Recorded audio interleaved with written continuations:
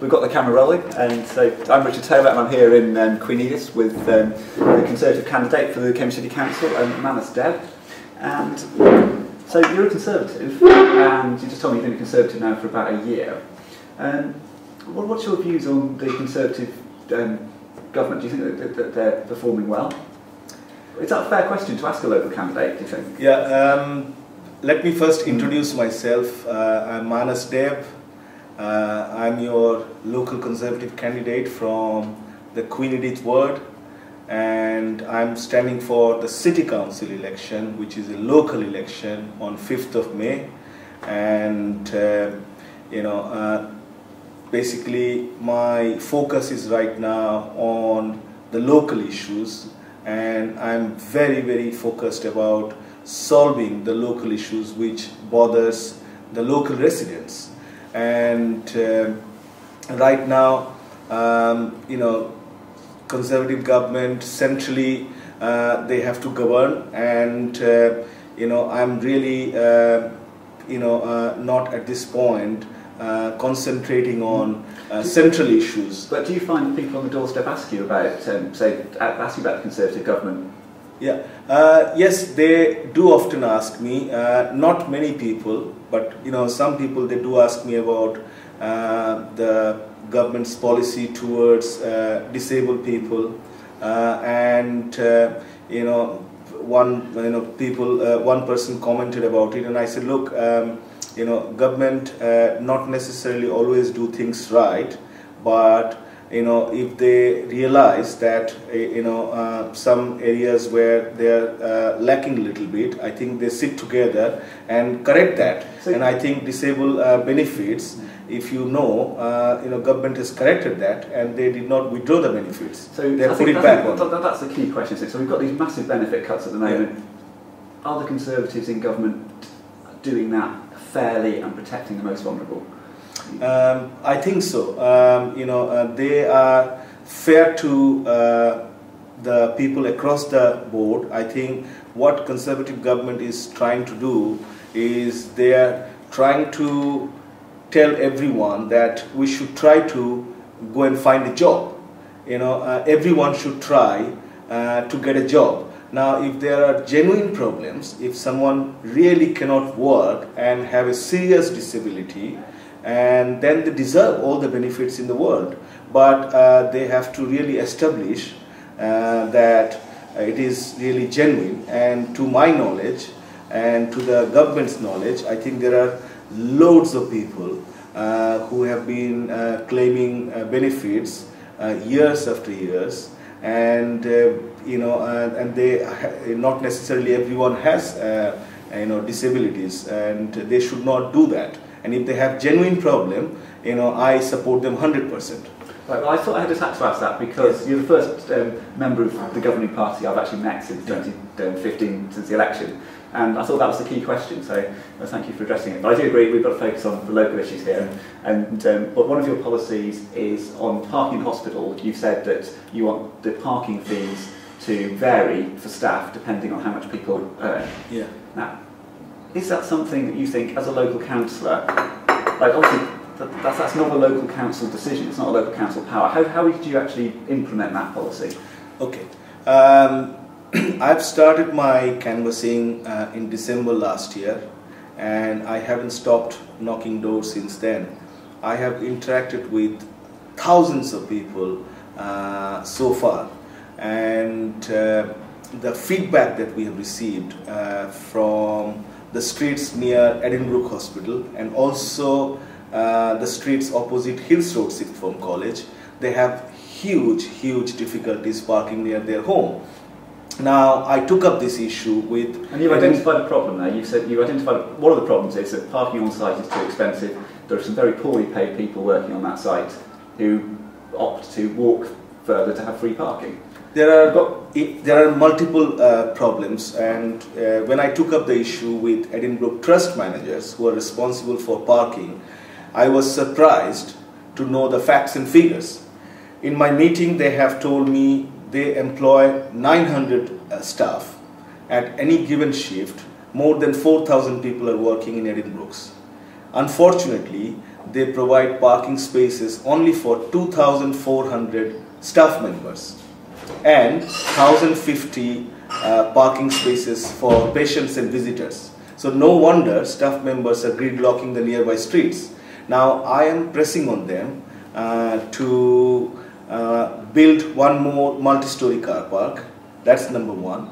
And also to introduce the parking charges based on income level, because Edinburgh is a large hospital. A lot of people work in different capacities, right from nurses to junior doctors to senior doctors, as well as staff members. And I think some of the staff members, they are not necessarily well paid, and it would be nice to introduce parking charges based on their income level so that they don't feel the pinch, and I'm sure that will help to reduce the parking congestion to an extent in our ward. And do you think that Edinburgh's management will listen to you either as an individual, as a sort of local community leader, as it were, here in Queen Edith, or even as a local councillor? Will they listen to you? I think Edinburgh Hospital is part of Queen Edith ward, and whether I'm elected as a councillor or I remain as an activist, I will keep on pressing this issue. I will keep on campaigning on this issue, and I will have further meetings with them. The idea is to create pressure, and I'm sure at some point they will listen to us, because do you think we should have some more local influence over the hospital, local democratic influence over the hospital? Because at the moment, essentially, the NHS is essentially run from Whitehall. We don't really have any local, or do you feel we do have local influence? I think local influence is a very good idea, because it's a local hospital used by local people, and also the people from nearby villages and towns. And Edinburgh Hospital is one of the top 3 hospitals in the country, and it should be used as a model hospital, and we should have better facilities and more local control. I completely agree with you. We should have more local control, and they should listen to the local people more, and their policies, especially with respect to parking, should be designed to help the local community. That's what I can say. Would you like to see a residents' parking zone over the entirety of the city, or the entirety of Queen Edith ward? I think we cannot have a blanket approach for the whole ward. Different streets have different issues, and the solution has to be tailor-made for certain areas. For example... So do you think that some parking for the hospital on residential roads is something that's got to continue?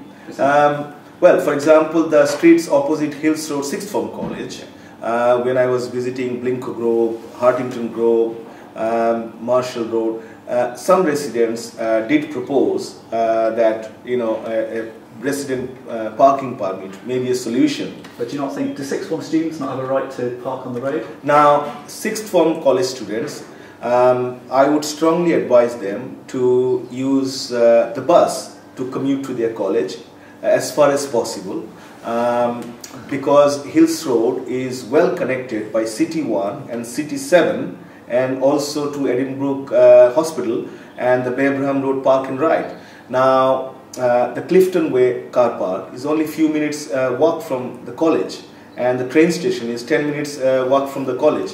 So I think if they do not bring their car and try to use the park and ride and commute by bus, it will greatly reduce the traffic congestion. But I would not entirely blame them. It is unfair to blame only students. London commuters and city centre visitors, they often leave their car in those side streets and gridlock the road, and they leave it forever. So what I'm proposing is, London commuters, I'm not saying they should not leave their car at all. There should be a time restriction. You should not leave your car in the side street forever and come and pick up next day. If you leave it for 2 hours, maximum 2 to 3 hours, then you don't gridlock the road, and local residents, when they come back home, they need a space to park. And because most of the streets opposite Hills Road, Sixth Form College, if you visit those streets, they don't have driveway. Majority of the streets, residents, they park off the road. So they need a space to park their car. I think it's worth talking about parking, because it is one of the issues that it is the root of politics, really. It's what everyone asks about. So at Addenbrooke's, you've said that you want to provide more parking spaces. Do you think that that's something should we be encouraging businesses around the city to provide more or less parking spaces? Because some of the proposals that have been put forward are to tax parking spaces and to discourage businesses from having parking spaces as part of an effort to reduce congestion. I have other ideas which I'm campaigning for, and if you look at my leaflet, I'm currently campaigning for the expansion of bus station in Edinburgh site. Now, you may wonder how is it possible. I had already inquired about it, and I took up the issue with a sustainable manager of Edinburgh Hospital, and I also had a meeting with the Director of Strategy and Development in County Council and also the Transport Manager to understand the model and how we can solve the problem together as a team. Now the bus station, let me just talk a little bit about the proposal of extending the bus station. The current bus station is good, but there is approximately 20 to 25% unutilized plot in the current bus station. So what I'm campaigning for is, I'm pressing on them to expand the bus station if possible to utilize the full capacity so that more people can catch bus and come to the hospital. And if more people come by bus, they will not use the car, and that will certainly reduce the traffic congestion. You need more bus services as well as just bus stops. Yeah. So you think providing the infrastructure might encourage people like Stagecoach to run more buses? Absolutely, because it's profitable. For Stagecoach, it's profitable, but they need the infrastructure. And once the bus station is expanded, then I will also campaign for more bus stops in and around Edinburgh side and the biocampus. More convenient. Absolutely, to get by bus. Absolutely. So you think one of the limiting factors at the moment is actually the number of bus stops? Yeah, number of bus stops, expansion of bus station, and more buses on the road, and also I am campaigning for a possible train station in the biomedical campus so that it can connect the hospital and also the people who are coming to the biomedical campus, they can access the facility. So that will reduce the traffic significantly. So just on the parking question, yeah. You said that you want more parking spaces at Addenbrooke's, but that's not the general solution for employment sites throughout the city. You'd be happy if we were trying to, through planning policy and through extra tracks, to try and reduce parking spaces in other employment sites. Do you think Addenbrooke's is different in that it needs more parking? Or do you think we should... See, right now I'm standing for City Council election. Right now I'm standing for City Council election, and my remit is only Queen Edith ward. So I am focusing 100% what's happening in my ward. When I get to the next step, when you're elected, you'll be asked to vote on planning policy for the whole city. Absolutely, then I will look into it. But right now, I have not looked into anything outside my ward. I'm only concentrating how can I help the local community in my ward. Okay, that's totally okay. So one of the other things you've promised in your leaflet is 20-mile-an-hour zones next to schools. Now, when you said 20-mile-an-hour zones next to schools, does that mean that you don't want to see 20-mile-an-hour zones across the whole of Queen Edith? I am against the blanket proposal of introducing 20 miles per hour for the whole ward. I think it doesn't work. It's extremely difficult to drive at 20 miles, and it is not required. You would rather slow down the traffic more, but it makes sense to have 20 miles per hour near the schools, where a lot of young people are... time when they're going to school, or would that be all the time? Well, that can be, it's a detail. Yeah, that's more detail, but definitely, in the morning and afternoon, it is absolutely required. We see those driving around the country. You see there's flashing orange lights outside schools with a sort of temporary speed limit. So is that the kind of thing we'd... well, 20 miles, if it's a long due near schools, and there are number of schools in our ward, Queen Emma, Queen Edith, Netherhall, Sixth Form College, there are a few more in Holbrook Road and Glebe Road. So it is very, very important, and children are so precious. Some of the young kids, they suddenly will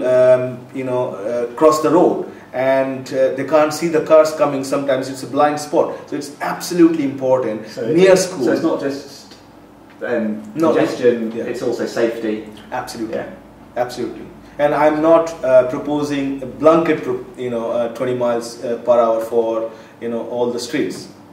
Well, where some of your opponents, I think, are in terms of residential streets, if not, well, then they're having votes on the major thoroughfares separately, aren't they? So yeah, but I'm campaigning for what I believe in, and in my leaflet you will find I have never proposed a blanket introduction of 20 miles. It was only for school areas. Yeah, it seems like you've got a very detailed grasp of the problems in this area, and you've got a plan to solve them, which is just what we need in the local candidate. Really, I think it's quite a clear proposal. Absolutely, because I believe as a candidate, if you don't understand the local issues, you cannot voice their opinion. You've got to understand the local issues thoroughly.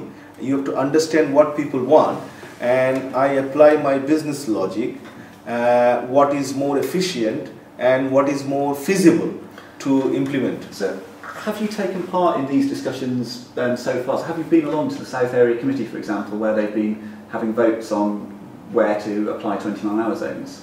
Yes, I do attend South Area Committee meeting regularly.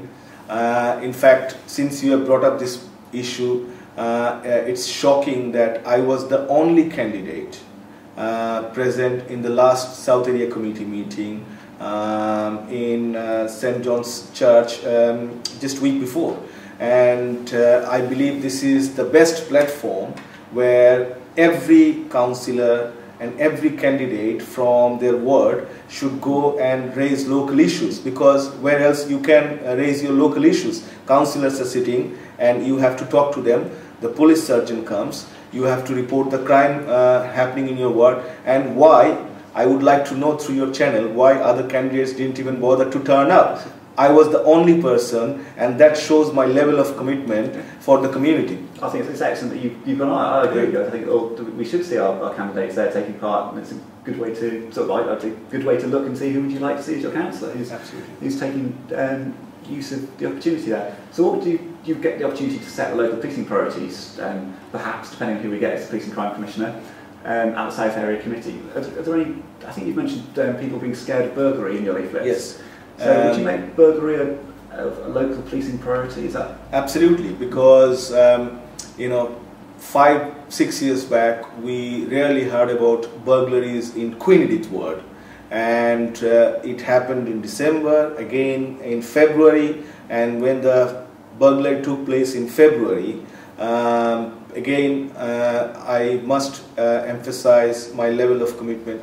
So you're saying you vote for a burglary to be a priority, and one of the things I've seen that they do quite well in this area is actually the police are telling people about the burglaries and giving quite a bit of detail. I quite like that, just as an idea that if you were the councillor, I'd keep that going, because I think it does help to, it just tells you where they are and sort of and what's happening. Yeah, as I've told you, sorry for the little interruption, when the burglary took place in the month of February, I was the only candidate to go and visit those two families near Netherhall School, and they were really scared, and I have talked to their families in detail, and also I did not stop there. I have reported the complaint to the Police and Crime Commissioner. I have invited Sir Graham, the current Police and Crime Commissioner, to come and visit the ward so that I can... is he coming? No, unfortunately he said he cannot come. It's not something I was expecting, because you'd expected the Conservative Police and Crime Commissioner to come and I had to remind him. First time I did not get any response. Then I have to remind him, and then unfortunately he chose he chose not to come. That's his decision. But my idea was, if he came, I would have arranged a meeting room where I would have invited all the communities, especially the people who are scared, and that would have been a big motivating factor. But I did not stop there. I have also taken up the issue with Jason, who is the candidate for PCC, and he's a wonderful chap, and he has assured me that at some point he will come and meet the community. So I think with that good assurance, I'm going ahead, and if whoever becomes PCC, and I will make sure they visit my ward, and I arrange a community meeting where they interact with PCC directly, and they can ask their questions. Do you have an idea of how we actually reduce burglary? How do we do it? What do we want the police to do differently? Well, there can be several schemes. One is, neighborhood watch. One is you have, CCTVs in your house. You have little cameras in your house. If you can't afford to install too many cameras, at least one camera in front of your main door. And neighborhood watch scheme is a fantastic. I believe in that. And more police patrolling, if possible, in the ward. Currently, there is zero police patrolling in the ward. I hardly see any police. But if we can increase the resources little bit, I know police is stretched. I understand that. But if we can increase little bit in the sensitive areas where there is more possibilities of burglary, that will help. I just add a suggestion, given you might end up being a councillor making these kind of decisions. A little bit more of a focus on reoffending. Yeah, fine. Yes, I was just suggesting that we tackle reoffending, because so many of our crimes are committed by people who have already come into contact with the criminal justice system, and if we give people options to live their life without crime, then if we support people properly, we might be able to prevent some of the burglaries. I think it's a good idea. When I was canvassing in Gun Hill Way and Godwin Way, I did come across the drug selling issues. Some residents have brought to my notice that some people in those two streets are selling drugs. I have reported that issue in the South Area Committee meeting to the police sergeant. Now it is up to him what action he takes. I don't have the specific of house numbers, but residents, once they bring to my notice, it is my job to take it up with the appropriate authority. Now I think there are several options. The police can have drug rehabilitation scheme, and then involve them in the community work. I think that's a wonderful way of changing their mind. There are so many community work. If you engage them in the community work, and if you put them in the right direction and with a bit of training, and I would, if I could, create a little bit of job opportunity for them. That's the reason I believe in enterprise. I believe in local business.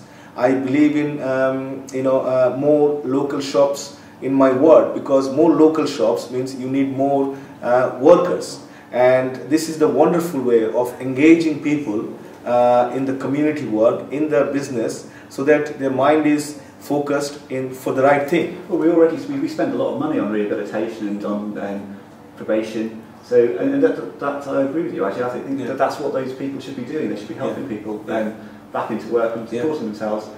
And when we get people sentenced to community sentences, but that doesn't involve working with the community. It just means a group of offenders going out and painting some railings. Yeah. It doesn't actually. There's no opportunity. It's not saying come and join an existing local group and do something together, which I think would be much more. Absolutely, absolutely. If it was within my power, I would try to engage them more in the community work, and also I will try actively to look for a little part-time or full-time job for them. They may not be ready to start full-time straight away, but if we can put them in part-time job for 4 hours, 3 hours, it will change their mind completely, and they will start thinking differently about the whole world. And this is what I believe in. So just you seem to be have lots of views on this. So what's your experience? Have you been watching what goes on in court? Have you met offenders, or is this? No, I haven't met. No, I haven't met. I haven't had the opportunity to. No, I just thought you might have done, given that you seem to have. No, it's just the way I think. I should do the way I feel the community should do. This is what I'm explaining to you. So you said Jason Ablewhite was a great guy. So how much do you know about what he's been doing? Well, the way I say great guy is that based on his initial good response. I don't know. You can't tell me. I don't know. Yeah, I don't know enough about him.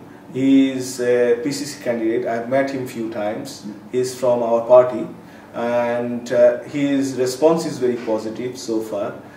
He seems to be a positive thinking guy, and this much I can say at this point. I do not know anything beyond that. And that's not just because, it might be because it's election time, and of course he's going to be responsive. And I cannot comment on that.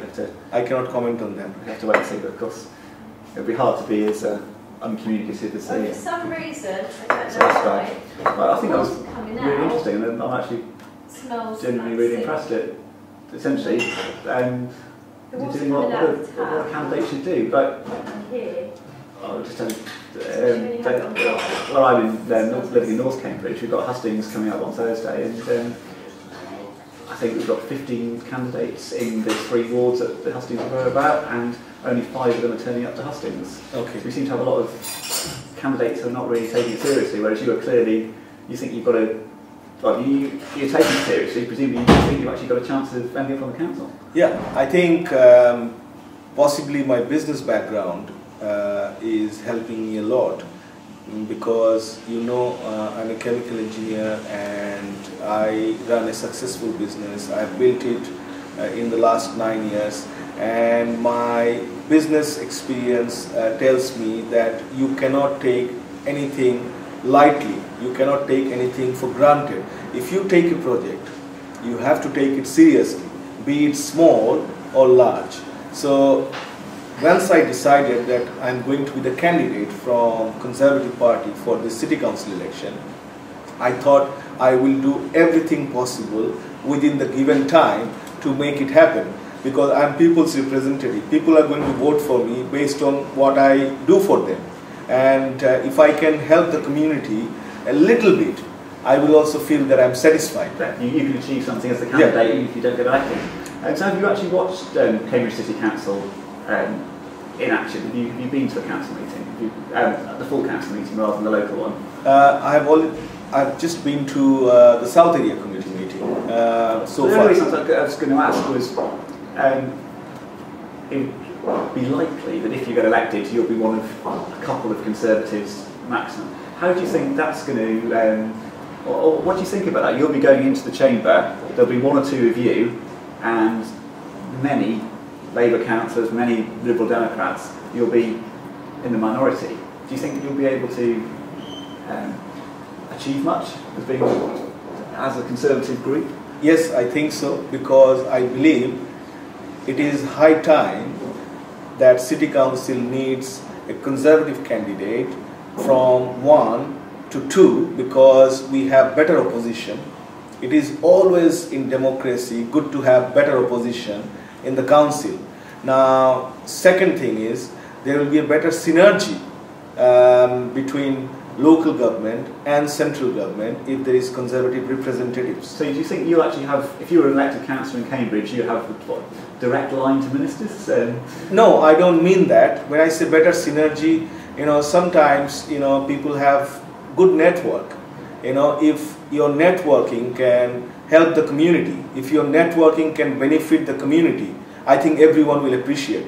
So I think if we have local government working closely with central government, it helps only the community. And also I believe my business background and a strong financial experience will help the City Council to deliver more for the community with increasingly less and less available fund. And it is very important that somebody understands the finance bit, and somebody from business background can definitely give a lot of input to the council. So when our local council wants to lobby government, as they do now on the devolution deal and the idea of a mayor for East Anglia, if you spotted that Cambridge City Councils are opposing the proposals, you would be able to help, would you, as a Conservative, you'd be able to help lobby central government? Well, I haven't come to that situation yet. I haven't studied the details, but when I come to that stage, I will definitely, put my head and then find out more. What do you think about this idea of increasingly centralising power? So either to a mayor of East Anglia has been proposed, or with the city deal, we've got just 3 councillors exercising all the powers of the city and county councils when it comes to the major infrastructure projects. Do you think that we should we have the full councils involved, or is it right to sort of focus on one individual, be it Police and Crime Commissioner, the mayor, or these 3 city deal? I think full council should be involved because it's for everyone and for every ward. So and councillors are nothing but the representative of their ward. And if you don't involve the full council, how can each ward represent themselves? And city deal does not mean just for one specific area. And I was about to tell you a little bit more about a possible train station that I'm campaigning for. Because I believe city deal, the money from city deal can help the possible train station in biomedical campus site. And the reason I'm campaigning for that, because I think biomedical campus will have AstraZeneca, GSK, a clinical school, a private hospital, and a hotel. So now, with so many companies coming in, it will definitely employ a few more, few thousand people in addition to the 9,000 employees Edinburgh has. Now, that will create tremendous pressure in our ward. Now, the train station will reduce the traffic congestion, big time, because not only the city people can commute by train, also the nearby villages and towns like Haverhill, and also the nearby villages, they can commute by train and they don't have to bring their car. And I'm campaigning for that, and I think it will be great help to the community. And it should be quite a simple and cheap thing to do, really. If we just want to build a couple of platforms, it doesn't need to be a complicated, expensive development, really, does it? Yeah, absolutely. Currently a private company who is heavily involved in the biomedical campus called John Lang, they are doing a technical and commercial feasibility study to work out the possibility of using the current 2-track layout without causing any disruption of services. And also, there is spaces for additional 2 more tracks under the new bridges. So if required, we can have 2 more tracks, and that will be wonderful. So it could be, there are various ways of doing it. We could have extra tracks and quite a significant amount of work, or we could just put a platform next to one of the existing tracks and... Yeah, absolutely. And the reason I believe it will reduce the traffic congestion, because currently they are looking at the possibility of having a train station between the biomedical site and also the Edinburgh site, so that the people who are accessing the biomedical campus and also the Edinburgh hospital, they can use the facility. And the idea is nobody needs to drive down to the train station. People can go on foot or by bicycle. So we can reduce the area of car parking and encourage more people to go on foot or by bike. And it goes back to your first point about car parking. We'll address that as well. So I think the last point for you, when you talk about the biomedical campus, there's obviously a question about it expanding into the green belt. So what were your views on the proposals to expand the biomedical campus further towards 9 Wells, and generally about development in the green belt on this edge of the city? Well, I think that the problem, 900 more dwellings are coming up in Bell End at Red Cross, and more buildings for research at Edinburgh site. Now, roads are blocked most of the day, and ambulances have great difficulties reaching the hospital. Now, when planners are not taking into account the ecological impact of those special sites. And unfortunately, there are not enough credible plans to deal with the new traffic movements. So I think when we do the planning, we have to carefully look at the proposals, how we can deal with the traffic movements, and that's more important. So when I ask you about the green belt, you're concerned about just the scale of development as well as the environmental impact of development. They're both important matters. Yeah, I think it has to be saved. Nine Wells in Nature's Reserve is it's a great reserve, and also it's the home for many diverse species of bird. Well, I think that's local history. Yeah, and it is important to save that. And also, we need to do something good for the mankind. So there has to be a right balance. Well, thank you. I think that's excellent. I think you've definitely answered any questions I would have. Unfortunately, I can't vote for you because I live in King's Hedges ward on the other side of the city. But I'll get the video up, and hopefully, thank you very much. Hopefully, some people who vote here will be able to find out a bit more about you. Thank you very much. I would request everyone in my Queen Edith ward through your channel to come and vote for me on 5th of May. Thank you.